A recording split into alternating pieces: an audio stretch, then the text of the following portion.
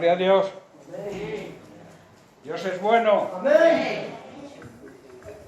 Dios es bueno ahora. Que no iban los micros. Bien, pues bienvenidos a todos, buenos días. Que el Señor les bendiga. Es un privilegio poder estar de nuevo aquí, ¿verdad? Para celebrar el Día del Señor, honrar su santo nombre, bendecirlo y glorificarlo como Él se merece, como hemos hecho en la alabanza, ¿no? Pero también es bueno que el Señor nos ministre a nosotros. Así que vamos a estar pendientes a la voz del Señor hoy, ¿verdad? No estéis pendientes de mí, porque yo soy un simple ser humano, con mis fragilidades, con mis defectos. Pero yo quiero que escuchéis la palabra de Dios, el mensaje por el cual Dios envía o nos envía a sus siervos para compartirlo. Nosotros muchas veces pensamos y le decimos al Señor en nuestra intimidad con Él, ¿qué pacto necesita la Iglesia? O sea, es un continuo diálogo con el Señor para ver qué necesita la Iglesia en cada momento. Ese es el trabajo y la labor de nosotros, que no digo que sea muy dura, pero a veces cuesta, porque hay muchos problemas en las vidas y en nosotros también tenemos problemas. ¿O pensáis que los pastores no tenemos problemas? ¿Quién piensa así? Todos tenemos problemas, ¿no? Pero lo bueno es que la gracia y la misericordia de Dios está siempre con nosotros. Y Él, en medio de los problemas y las dificultades, pues abre el entendimiento, abre puertas para que la palabra de Dios, el maná, ese maná precioso, pueda surgir a través nuestro y pueda llegar a los corazones de todos vosotros, de lo que se trata realmente. Con un fin, claro, porque todo tiene un propósito, tiene un fin. Es que aprendamos. No venimos a escuchar un sermón, venimos a ser iglesia y a vivir lo que la palabra de Dios nos enseña a través de esos sermones, claro. Y a través de escuchar la palabra de Dios. Yo digo que siempre es bueno leer la palabra de Dios, es muy bueno meditar en la palabra de Dios, es muy bueno estar en intimidad con Dios a través de la oración y el ayuno, y también es muy bueno escuchar el Evangelio. Pablo ya lo dijo en Romanos 10:17, que nuestra fe sería fortalecida escuchando la palabra de Dios. Nuestra fe va a crecer escuchando el mensaje acerca de la vida de Jesucristo, porque Él nos marca un camino. Él vino con un propósito y es marcarnos el camino hacia el cielo, porque Él es la salvación, y cuando lo recibimos, aceptamos a Jesucristo, eso nos lleva a la presencia de Dios aquí, ya, y después de nuestra muerte física, a una eternidad con Dios, que es lo que pretendemos todos los verdaderos creyentes, ¿no? Porque hay creyentes, pero también hay simpatizantes y hay aficionados, que yo digo, pero que no han dado el paso de entregar su vida completa, porque a Dios hay que entregarlo completamente en nuestra vida. Él nos entregó a medias por nosotros, ¿verdad? Él lo dio todo. Él se dio por excelencia. Y nosotros, esto nos impulsa, nos insta, nos obliga a también dedicarle a Él la excelencia que se merece. ¿Amén? Bien, pues dicho esto, vamos con el tema de hoy. El tema de hoy lo he titulado porque creo que es de importancia, es algo candente hoy en día: la Iglesia y los falsos ministros. La Iglesia y las artimañas del error que están funcionando hoy. El gran peligro, la gran preocupación de la Iglesia verdadera de Jesucristo hoy en día es la desunión entre los cristianos. Y la desunión muchas veces viene por dos motivos. Uno, por la persecución. Ante la persecución de la gente que nos rodea, ante la persecución de los políticos o de los medios de información, hablando mal de nosotros, esa, digamos que es un motivo para que estemos un poco desunidos, no haya una unidad en nosotros. Y el segundo punto que vamos a analizar profundamente durante algunas semanas es precisamente la falsa doctrina. Las enseñanzas, como decía Pablo, las enseñanzas que muchos, a través de las artimañas, que él la llamaba del error, de la falsa doctrina, influyen en las personas. Y vamos a ver por qué influyen y cómo prevenirnos ante esa influencia, porque es una realidad, hay que aceptar la realidad. Un problema tiene solución si reconocemos que existe ese problema. Entonces, yo creo que hoy en día es un problema serio el tema de las falsas enseñanzas, las falsas doctrinas, las sectas. Hay muchos llamados cristianos evangélicos que no son verdaderos cristianos. Porque el verdadero cristiano reconoce la divinidad de Cristo. Y hay muchos llamados cristianos que no creen que Cristo sea Dios.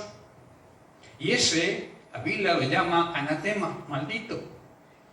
Y tenemos que saberlo. Porque para poder afrontar las artimañas del error, tenemos que reconocer que están ahí. Porque el enemigo sigue haciendo su trabajo. El enemigo no quiere que haya unión entre los cristianos. Por eso hay tanta desunión. Por eso hay tantas, digamos, doctrinas, enseñanzas, desviaciones. La doctrina de los apóstoles se ha desviado mucho. Y la Biblia nos enseña a que debemos permanecer, precisamente como la iglesia primitiva hizo, permanecer en la doctrina de los apóstoles, que es la doctrina que les enseñó Jesucristo. Jesucristo vino con ese fin, enseñar la verdadera salvación, el verdadero camino hacia la eternidad con Dios. Y se lo enseñó a un grupo de personas que Él eligió y a las multitudes que le seguían, con el propósito de que esas personas fueran transmitiendo sus enseñanzas a través de las distintas generaciones y que llegara a nuestros días sin transformación. Por eso dice que tenemos que guardar, conservar. Por eso somos también la sal de la tierra. Debemos conservar la esencia de la palabra de Dios para que la palabra de Dios llegue nítida y llegue perfecta a las personas que desean conocer al Señor y no empiecen recibiendo una doctrina falsa que les va a producir quizá la muerte no física, la muerte espiritual, porque una doctrina falsa mata al espíritu. Amén. Por tanto, tenemos que reconocer y, como creyentes, procurar, luchar para que nadie nos engañe. Y para que nadie nos engañe, no hace falta que conozcan las doctrinas de la secta. Hay muchas personas que se pasan el tiempo en internet buscando a ver qué piensan la secta esta, los testigos de Jehová, los mormones, esto, lo otro. No hace falta eso. No hace falta que conozcan la esencia de la falsa doctrina. Lo que hace falta es que conozcan la esencia de la verdadera doctrina. Y entonces cuando tú conoces la verdadera doctrina, todo lo que no pase por esa doctrina, tú lo vas a rechazar. Por eso hoy en día, por falta precisamente de conocer la esencia de la palabra verdadera de Dios, hay muchas personas que son confundidas. Mi pueblo perece, ¿por qué? Por falta de conocer la palabra de Dios verdadera. No te preocupes por lo que piensen otros. Preocúpate de la doctrina verdadera. Y cuando alguien te predique algo que no esté de acuerdo con esa doctrina, tú lo vas a detectar. Y si eres sabio, que pienso que sí, las vas a rechazar. No las vas a defender, como hacen algunos. Es que también son hermanos de Dios, son hermanos nuestros, son hijos de Dios. No. Solamente somos hijos de Dios aquellos que aceptamos la verdad. Y la verdad es Jesucristo. Y la verdad es su mensaje. Y la verdad es su vida. Y si no la imitamos, no estamos siguiendo las pisadas del Maestro. ¿Qué es lo que tenemos que hacer? Efesios 4:14 dice, pero que ya no seamos niños fluctuantes, o sea, inmaduros, llevados por doquier de todo viento de doctrina. Y añade, por estratagema de hombres que para engañar emplean con astucia las artimañas del error. Eso se lo contaba Pablo, se lo escribe Pablo a los Efesios, porque se habían introducido falsas doctrinas y muchos las aceptaban. Y tuvo que escribirle muy seriamente. Pero esto es de aplicación para hoy en día, en el siglo XXI, es para nosotros también. Porque está ocurriendo, es un calco de lo que ocurría en Éfeso. Esto no es nuevo, lo de la falsa doctrina, los falsos maestros, no es nuevo. Es de antaño. Por eso las enseñanzas de la Biblia, y la Biblia es tan actual. Un libro que está escrito, escritos de la Biblia, algunos libros tienen 800 o 600 años antes de Cristo. Y ya se estaba profetizando sobre Cristo y sobre todo esto. No es de ahora. El error, los hombres malos, los hombres falsos, los falsos maestros, los falsos profetas han existido, existen y van a existir siempre. Por eso nuestro trabajo es aprender, meditar, escudriñar las Escrituras, porque ahí está la vida eterna. Jesús lo dijo así, ¿no?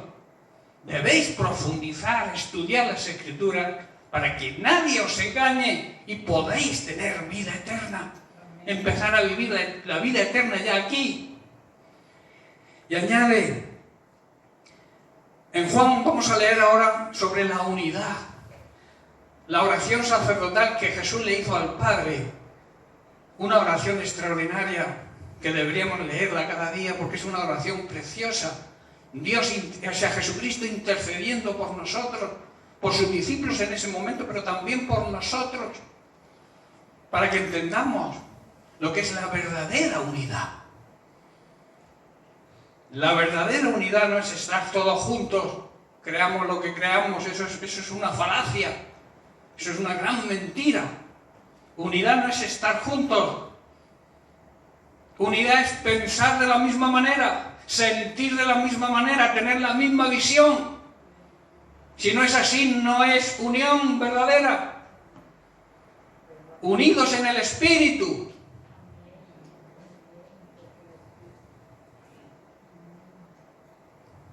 Dice así Jesús en el libro de Juan capítulo 17, verso 21.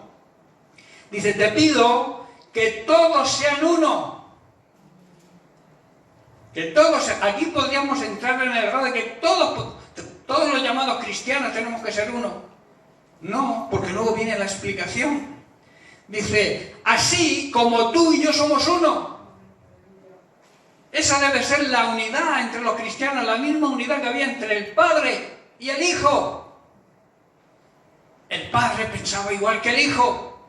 El Padre y el Hijo sentían lo mismo, tenían la misma visión. Y a esa unidad se refiere Cristo. Y luego añade, como tú estás en mí, Padre, y yo estoy en ti, y que ellos estén en nosotros. O sea, la unidad entre nosotros, con un mismo sentir, un mismo pensar, una misma visión, pero unidos a ellos. Unidos a ellos significa que tenemos que obedecer las enseñanzas de ellos, obedecer los mandamientos que están en su palabra. Entonces tendremos unidad entre la congregación, entre la iglesia verdadera, y estaremos unidos a Él si andamos en obediencia. ¿Estáis comprendiendo? Dice, y que ellos estén en nosotros. ¿Para qué? ¿Con qué propósito? Muy claro. El propósito de la Biblia, la línea que traza la Biblia desde Génesis a Apocalipsis, es la sangre de Cristo para la salvación del ser humano. Ese es el fin y el propósito de todas las enseñanzas que están en la Biblia y que Jesucristo vino a implementarlas aquí en la tierra. Porque dice, para que el mundo, las personas, la creación de Dios que aún no le conoce, crea que tú me enviaste. Si nosotros no demostramos lo que creemos, si nosotros no demostramos que creemos en Jesucristo, que queremos la verdadera unidad, que queremos tener la misma visión, el mismo pensar, el mismo sentir que ellos, que Dios, debemos hacerlo ver al mundo y que el mundo sepa que Cristo vino en realidad, el Hijo de Dios, la segunda persona de la Trinidad, se hizo hombre para la salvación del ser humano. Si no, nunca van a creer. Si no hay una verdadera unidad entre los cristianos, entre la iglesia verdadera, el mundo va a rechazarnos. Y lamentablemente está ocurriendo. Lamentablemente en muchas iglesias cristianas hay enfrentamientos. Hay personas que no se hablan unos a otros. Hay incluso líderes, pastores, que donde va un pastor no va a otro. ¿Por qué? Porque no se llevan bien. Eso no puede existir dentro de la iglesia verdadera, que tiene la unidad con Cristo y la unidad con el Padre. Tú no te puedes llamar cristiano verdadero si tienes algo contra un cristiano. Incluso contra alguien que no sea cristiano. Si tú tienes algo contra alguien, tienes que arreglarlo, tienes que solucionarlo. Yo no puedo darte un abrazo ficticio para que la gente vea que estamos bien y luego no nos llevamos bien. Yo no te puedo decir, hermano, te amo, si realmente no te amo. ¿A quién pretendemos a veces engañar? Hay muchas personas que dan abrazos y te traicionan, te critican, hablan mal de ti. Yo no quiero que nadie me abrace de esa manera. No sé vosotros, yo no quiero que alguien me dé un abrazo ficticio. Cuando tú le digas a alguien te amo, te doy un abrazo, o que Dios te bendiga, que eso es una frase muy común dentro del lenguaje evangélico, Dios te bendiga. ¿Qué significa Dios te bendiga? ¿Cómo bendice Dios? Dios bendice a los demás a través nuestro.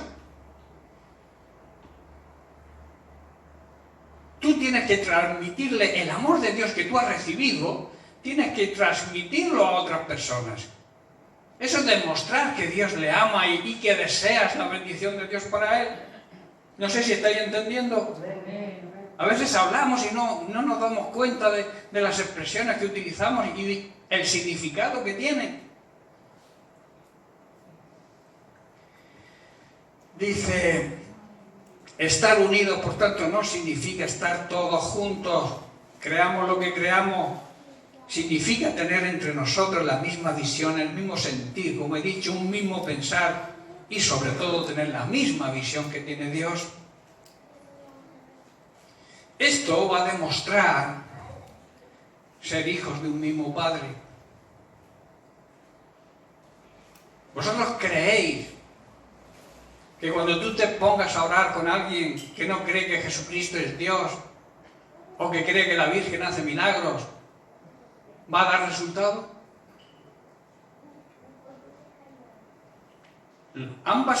Quizá los tres tipos de creencias que he expresado se llaman cristianos. Y entonces muchos dirán, pues sí, pues podemos orar con ellos. No. Porque no tenemos el mismo Padre. La unidad demuestra que tenemos el mismo Padre, pero la unidad en el Espíritu. Pensar como Dios piensa, pensar como Jesucristo piensa, amar lo que Dios ama, amar lo que Jesucristo ama. Eso es unidad. Hoy existe una tendencia que todos conocemos que se llama ecumenismo. Entra dentro del globalismo, una frase que se utiliza hoy en día mucho, que yo lo llamo meter todos en el mismo saco.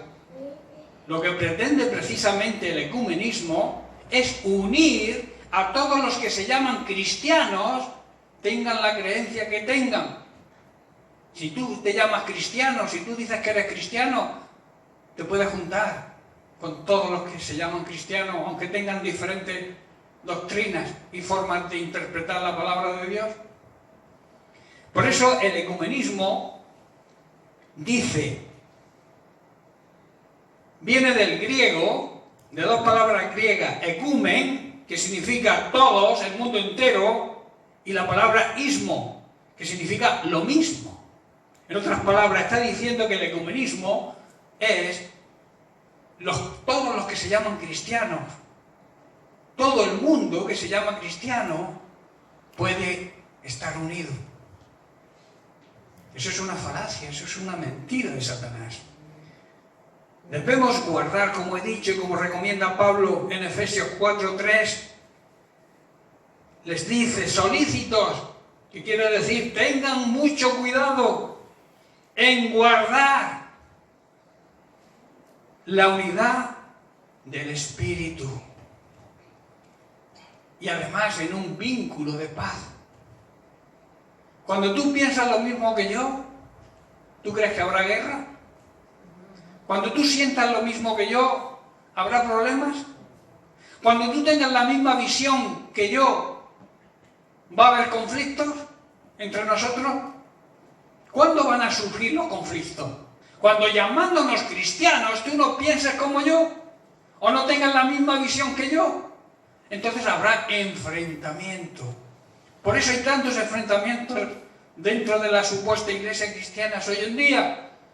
Es por eso, porque no hay una verdadera unidad en el Espíritu. Por tanto, lo contrario a la unidad que Jesucristo enseña, a la unidad que Jesucristo le oró al Padre para que tuviéramos los creyentes, es lo que he comentado, el ecumenismo.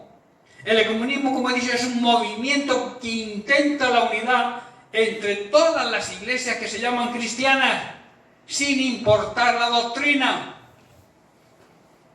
Gran mentira de Satanás. Una de las cosas principales que el ecumenismo cree y enseña es que todos somos hijos de Dios.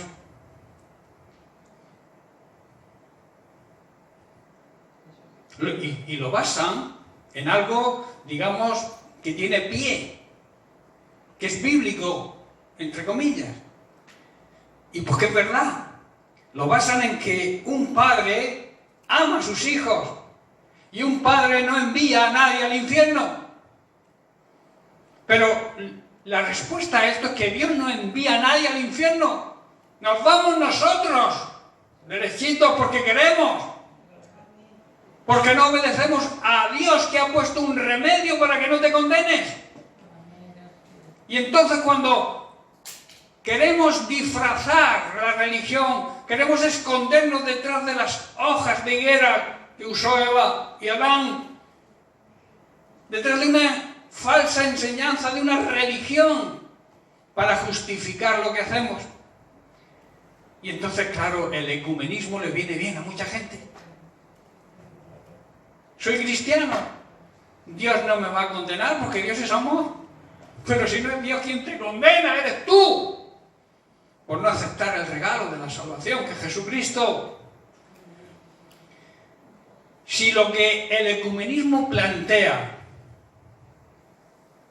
fuera verdad, yo te planteo la siguiente pregunta. ¿Para qué vino Jesucristo a esta tierra, murió por nosotros y luego resucitó? Si todos al final Dios nos va a perdonar y nos va a llevar con Él a la presencia de Dios, ¿para qué vino Jesucristo a esta tierra? No tiene sentido, ¿verdad? No tiene sentido que Dios haga algo para regalarnos la salvación, si lo aceptamos, el regalo, si luego, al final, los que crean o no crean, se van a salvar porque Dios los va a perdonar. Hermanos, no hay perdón, no hay salvación si no te arrepientes de tus pecados y aceptas a Jesucristo como Señor y Salvador. No hay otra opción. Ni ecumenismos, ni historias, ni creencias desviadas de la palabra de Dios, nada. Ninguna religión te va a salvar. Ninguna creencia te va a salvar. Solamente te va a salvar algo. La fe en el Hijo de Dios. La fe en Jesucristo. Creer lo que Jesucristo hizo aquí en la tierra. Y creer que Él es el modelo a seguir. Y creer y deber imitarlo. No hay otra opción. Y yo no lo veo tan complicado. La gente, las personas se complican la vida. Buscando excusas. Buscando pretextos para seguir viviendo lo que uno quiere vivir su vida. Y luego demandarle a Dios la salvación. Dios es soberano. Y su soberanía, y su amor, y su divinidad, y su santidad, demanda nuestra santidad también. Porque nada pecaminoso puede estar cerca de la presencia de Dios. Siempre se ha dicho y se ha oído que el pecado nos aleja de Dios, ¿no? Pero es que es una realidad. Cuanto más lejos estás de Dios, más propenso a pecar. El diablo te va a apartar de la iglesia. El diablo te va a apartar de la congregación, de que no te reúnas y que te encierres en tu habitación y empieces a pecar, a ver pornografía, a ver cosas así. Todos somos tentados. El mismo Jesús fue tentado, pero nos marca la forma de salir de la tentación. ¿Qué había en la boca de Jesús ante la tentación de Satanás? Escrito está la palabra, cerca de Dios. Cuando seas tentado, acércate a la palabra de Dios. Busca a Dios en la intimidad, ora, intercede, ayuna, si es necesario. Si es muy fuerte esa tentación, estando cerca de Dios podrás vencerla. Pero el enemigo quiere alejarte de Dios para que sucumbas y caigas. Y si tú eres una persona apta para servir a Dios, Él no quiere que lo hagas y te va a tentar. De ti depende caer en la tentación o no. Y hay ejemplos bíblicos que el diablo te tienta, pero tú eres el que tienes que rechazar la tentación. Tienen la prueba de José. José fue tentado por la esposa de Potifar, pero no sucumbió. Salió corriendo. Muchas veces se dice que correr es de cobardes, pero en este sentido correr es de valientes. Huir, correr de la tentación, salir de la tentación es de gente madura, gente que sabe que puede ser tentado, pero que tiene la fuerza para rechazar la tentación acercándose a Dios. ¿Estáis entendiendo? Esto se puede resumir de la siguiente forma. Si quiero alejarme del pecado, tengo que acercarme a Dios. Si me alejo de Dios, estoy cerca del pecado. ¿Entendéis? Entonces vuelvo a hacer la pregunta. Si lo que los ecuménicos creen fuera verdad, Cristo no hubiera hecho falta que viniera a esta tierra. La Biblia enseña en Juan capítulo 1, verso 11, dice, a lo suyo vino. O sea, a su propio pueblo vino.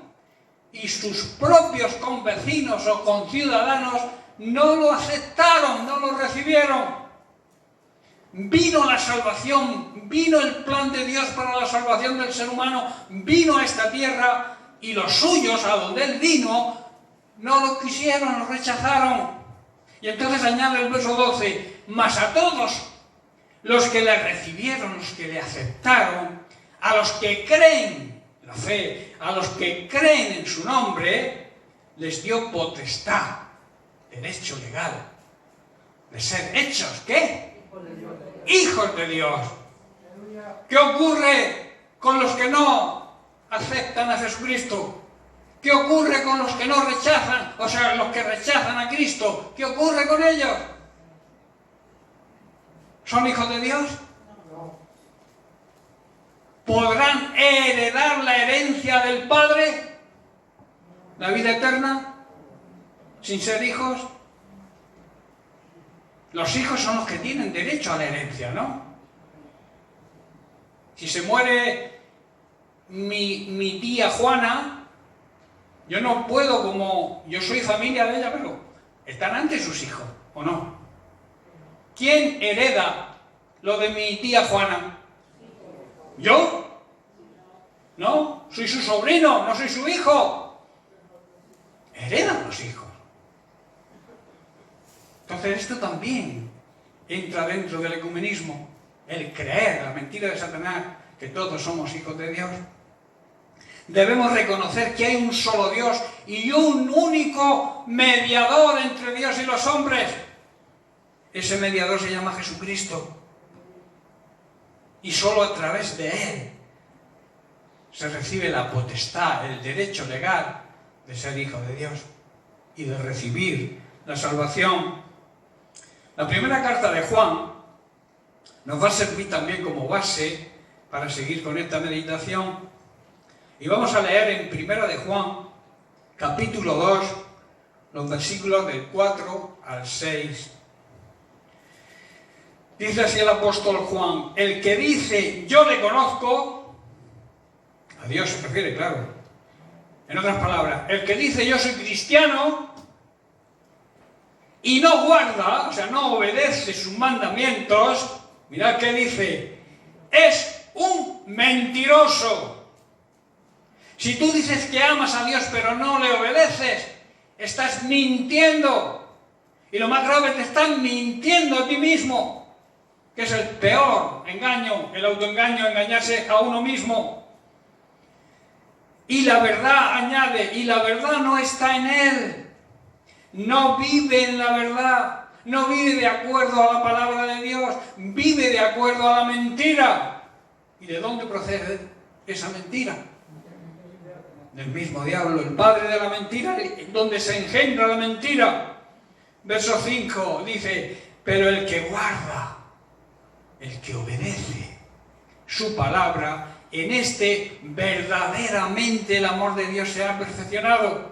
Dicho de otra forma, demuestran verdaderamente cuánto aman a Dios. Por esto sabemos que estamos en Él. Así se sabe que se vive de acuerdo a su palabra cuando le obedecemos. Y el verso 6 dice, el que dice que permanece en Él, el que dice que es cristiano, el que dice que vive en Dios y de acuerdo a Él, el que dice que sigue a Jesucristo, que vive de acuerdo a su palabra, que dice, debe andar, debe vivir como Jesucristo anduvo. Para eso necesitamos conocer la vida de Cristo, ¿verdad? Pero la vida de Cristo la tenemos en las Sagradas Escrituras. Si tú quieres, si tú realmente necesitas conocer de verdad a Dios, tienes que cumplir su palabra, tienes que obedecer su palabra, y cada día Dios se va a ir manifestando a ti y cada día le vas a conocer mejor. Amén. Amén. También en Primera de Juan, capítulo 2, vamos a leer los versículos del 15 al 19, donde el apóstol declara y exhorta. Dice el verso 15, no améis al mundo, ni las cosas que están en el mundo. O sea, las cosas que el mundo te ofrece. Si alguno ama al mundo y lo que el mundo ofrece, el amor del Padre no está en él. No tiene el amor de Dios en él. Si tú amas más lo que este sistema mundano ofrece y las cosas que hay en el mundo, las amas más que a Dios, ¿qué dice? Que el Padre no está con él. Dios no está de tu parte si tú das prioridad a lo que el mundo ofrece. Verso 16 dice, porque todo lo que hay en el mundo, los deseos de la carne, o sea, lo que el mundo ofrece es un intenso deseo por el placer físico, los deseos de la carne. También los deseos de los ojos, ese deseo se basa en poseer cosas materiales. Lo que ven mis ojos, eso deseo, este coche, esta casa, esto, yo quiero, lucho, peleo por conseguir esto, dando prioridad a eso. A eso se le llama los deseos de la vista, de los ojos. Y luego añade, y la vanagloria de la vida. ¿Qué es la vanagloria? Es un deseo descontrolado de querer ser halagado por los demás, de ser preferido ante los demás, de ser famoso, que los demás te admiren. Eso es la vanagloria de la vida. Y dice y añade, esto no proviene de Dios, esto no viene del cielo. ¿De dónde viene, por tanto? Del mundo, del sistema mundano, del sistema que nos rodea.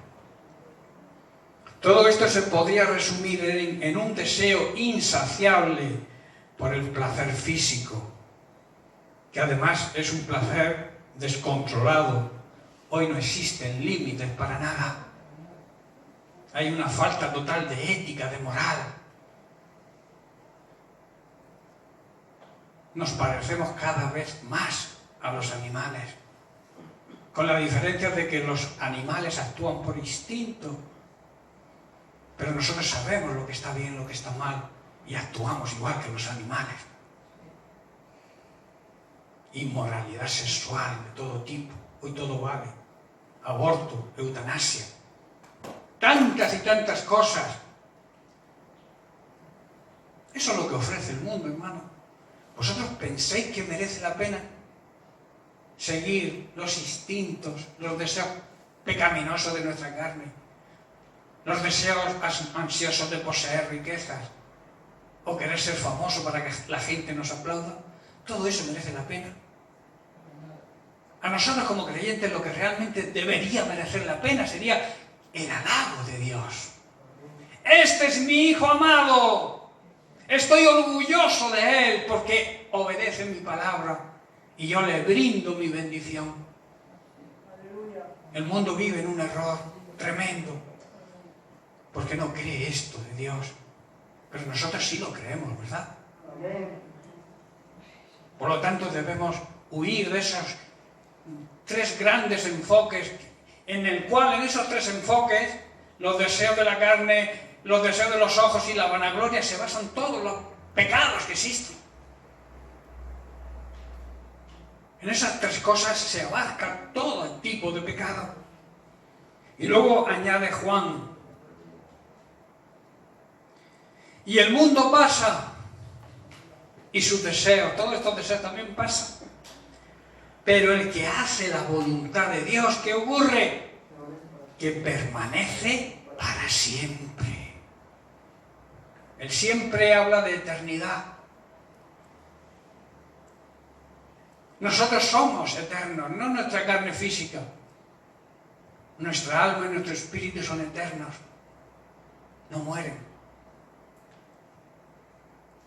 Y dice que el que hace, el que cumple los mandamientos de Dios, el que anda en su voluntad, permanece para siempre. Está diciendo Juan que este mundo se acaba junto con todo lo que hay en él. Todo va a desaparecer, hermanos. Todo. Ese chalet que vale 300 millones de euros, un día va a desaparecer. Todos tus anhelos de grandeza van a desaparecer. Toda la inmoralidad que existe hoy en día va a desaparecer un día. Todo va a desaparecer porque este mundo va a desaparecer. Yo lo creo así porque está escrito en su palabra. Entonces, ¿qué debemos hacer? Vivir de acuerdo a la voluntad de Dios, porque dice, el mundo pasa y sus deseos, pero el que hace la voluntad de mi Padre, que está en los cielos, permanece para siempre. Y el verso 18 habla de una forma, digamos, amorosa. El apóstol dice, hijitos, como diciendo, os quiero y os quiero transmitir esta verdad. Ya estamos en el último tiempo. ¿Os suena esto con la actualidad? Parece que está escrito ayer para nosotros, ¿verdad? Parece que está escrito ayer. Dice, hijito, ya es el último tiempo, estamos en los últimos tiempos, porque estáis oyendo que se está cumpliendo todo lo que está profetizado en la palabra de Dios, porque ya lo habéis oído, que el anticristo, ¿quién es el anticristo? El anticristo no es una persona sola, es un espíritu del anticristo?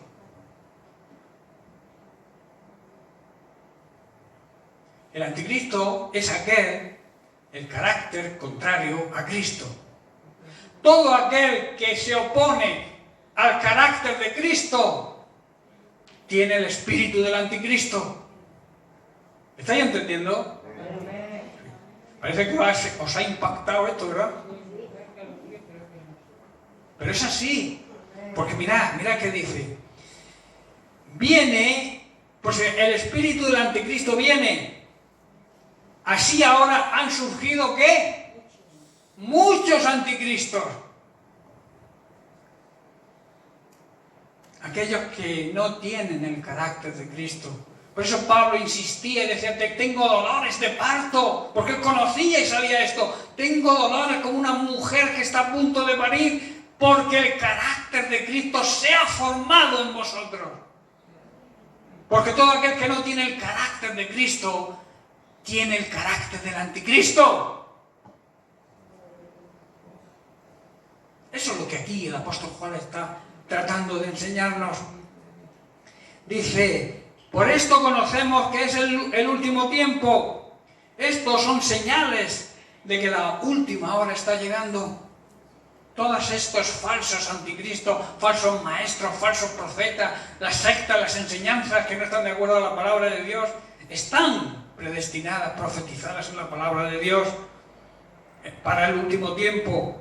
Mirad qué dice el verso 19. Estas personas, todas estas personas anticristo, salieron de nosotros. O sea, salieron de nuestra iglesia. Hermanos, si alguien que no confiesa a Cristo como Dios sale de la iglesia, dale un aplauso a Dios. Porque no es de los nuestros. No lo defiendas. No le digas, son hermanos nuestros. No son hermanos nuestros. Aquellos que tienen el espíritu del anticristo. Aquellos que enseñan que Jesucristo no es Dios. No sé si estáis captando lo que quiero transmitiros. Quiero transmitiros lo mismo que el apóstol Juan quería transmitirle a los lectores de su carta. Y también están escritos. Eso también para nosotros. No sé si Juan pensaría en nosotros. Pero Juan escribió influenciado por el Espíritu Santo. Y el Espíritu Santo sí sabía que esa palabra era para nosotros hoy. ¿Estáis comprendiendo? Dice, estas personas salieron de nosotros, han salido de nuestras iglesias, pero no eran parte de nosotros, porque si hubiesen sido parte de nosotros, habrían permanecido, no se hubieran ido. Cuando surge la falsa doctrina y el pastor la confronta, les dice, arrepentíos, rechazar que eso es una falsa doctrina, y no la rechazan y se van. ¿Por qué? Porque no son de los nuestros. Dice, pero salieron, se fueron, para que se manifestara que no todos son de los nuestros, aunque los hayamos tenido un tiempo con nosotros. ¿Estáis entendiendo, hermano? El diablo manda espías a las iglesias verdaderas. Y mandas sus huestes para que no haya unidad, para destruir la unidad, para que entre el espíritu del anticristo en la iglesia. Pero para eso están los pastores, para cuidar el rebaño. Y a veces muchos critican la actitud de ciertos pastores cuando reprenden y rechazan a los que tienen el espíritu del anticristo. Pero es su obligación y su deber hacerlo. ¿Sabéis por qué hay más? Sabemos por la palabra de Dios que las ovejas son atacadas por los lobos, ¿verdad? Y los lobos, ¿qué hace una oveja ante un lobo? ¿Qué hace? Sucumbir. ¿Pero por qué sigue habiendo más ovejas que lobos? ¿Por qué? Porque están los pastores protegiendo a las ovejas.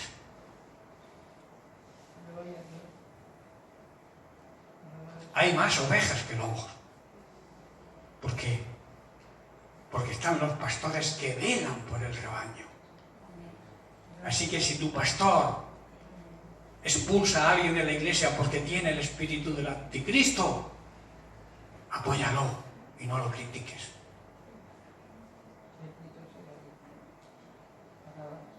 Porque el pastor tiene una gran responsabilidad. El pastor tiene que dar cuenta a Dios de su rebaño y tiene que proteger al rebaño de los lobos. Y lamentablemente hoy en día hay muchos lobos.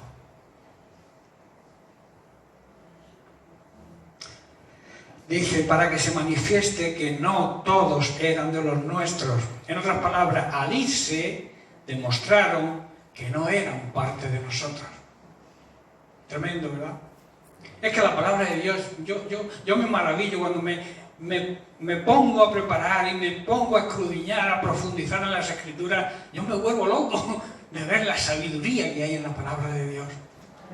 Y cómo si la seguimos, iremos creciendo, iremos madurando, que es lo que necesita una iglesia.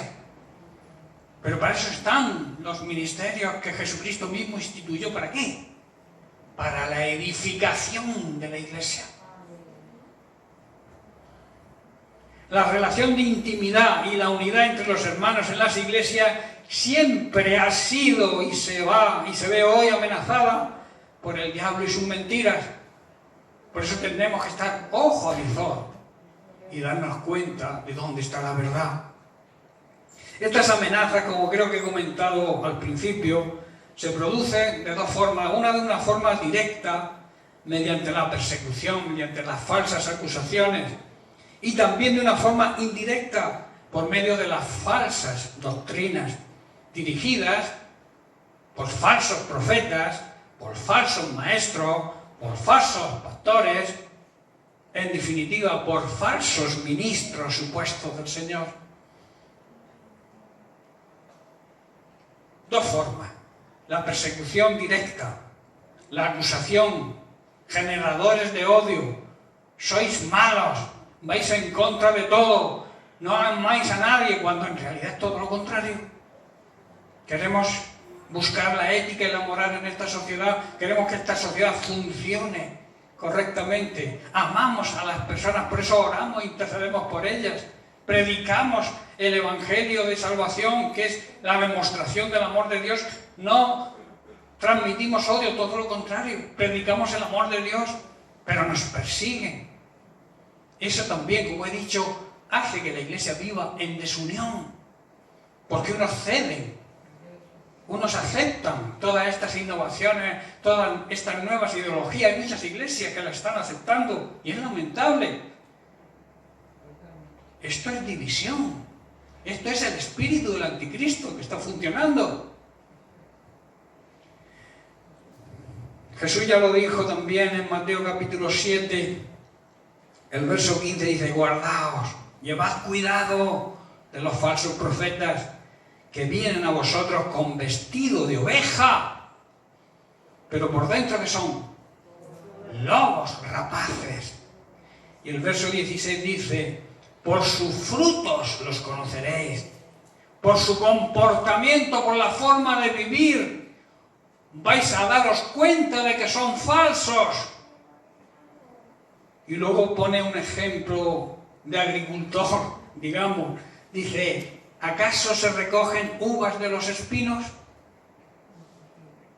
¿O se recogen higos de las malas hierbas? No. En Lucas, capítulo 6, Jesús lo explica muy bien, del verso 43 al 45. Dice así: no es buen árbol, recordemos que el árbol en la Biblia simboliza el ser humano.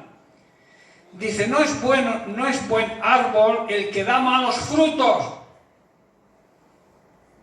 ¿Vosotros pensáis que un árbol que da manzanas podridas es buen árbol? No, porque su fruto no es bueno. Dice: ni árbol malo el que da buen fruto.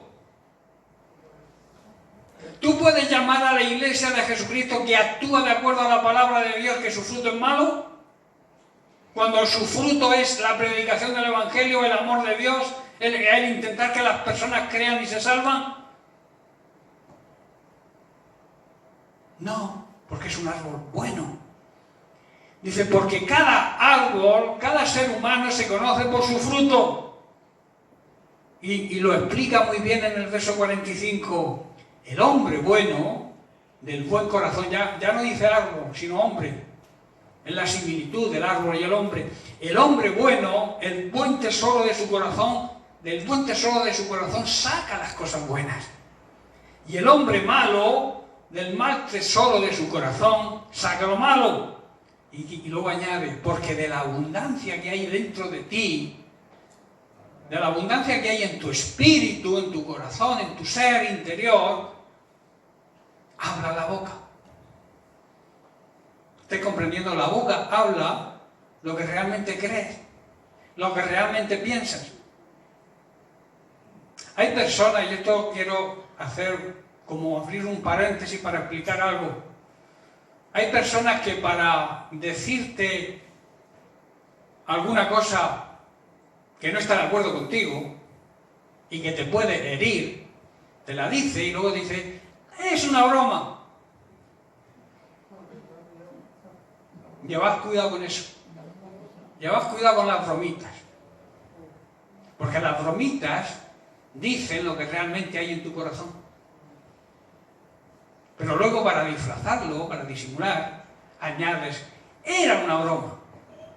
O sea, tú has ofendido, has herido, has hablado mal. Pero es una broma, hermano. La crítica, el chisme no es broma.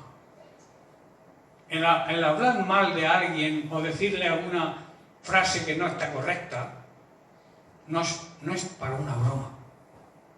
No sé si estáis entendiendo lo que quiero decir. Muchas veces para decirle a alguien algo que tú no estás de acuerdo, lo dices mediante una broma. Llevemos cuidado con ese tipo de expresiones, porque no son correctas dentro del pueblo de Dios. Si tienes que decirme a mí algo, dímelo. Pero no se lo digas a otro y cuando me llegue a mí, diga yo, oye, ¿por qué has dicho eso? No, era una broma. Cuidado con eso. Cierro paréntesis.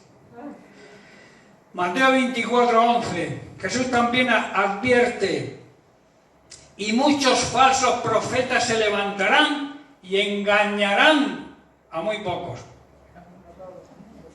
No, la Biblia dice a muchos. ¿Por qué engañarán a muchos? Van a engañar a los que estén descuidados. Van a engañar a aquellos que se distraigan y a aquellos que estén entretenidos con lo que este mundo ofrece. Esos serán engañados. Pero el que se preocupe de buscar la sabiduría que hay en la palabra de Dios, de orar cada día, de meditar cada día, de orar en intimidad, en una relación íntima con Dios, de ayunar, de escuchar la palabra de Dios verdadera y auténtica. Ojo con lo que se escucha en internet, porque hay mucha basura. Llevar cuidado. Como ha dicho Diego, aquí se predica las verdades del Evangelio tal como las explicó Jesucristo. Y no es porque las explique yo, porque yo, como he dicho, soy una vasija, es el Espíritu Santo quien actúa y quien habla. No necesitáis buscar en internet otro tipo de predicaciones que aparentemente pueden ser buenas, pero si no son reales y auténticas, yo no digo que haya cosas malas, o sea, que haya cosas también buenas, hay cosas buenas. Pero como nos falta discernimiento, tenemos que evitar caer en las artimañas del error. ¿Estáis entendiendo? Porque hay muchas sectas que bajo el nombre de cristianas y de cristianas evangélicas están en las redes sociales creando basura que contamina a la iglesia. Ojo con internet. Agarraros a la sabiduría divina, a la enseñanza que estáis recibiendo. Por eso yo procuro que haya bastante pan y bastante alimento en esta congregación a través del WhatsApp, a través de Facebook, de YouTube. Yo utilizo todo eso. para que vosotros también podáis utilizarlo y transmitir un evangelio puro y sano, el evangelio que predicaron los apóstoles y que enseñó Jesucristo.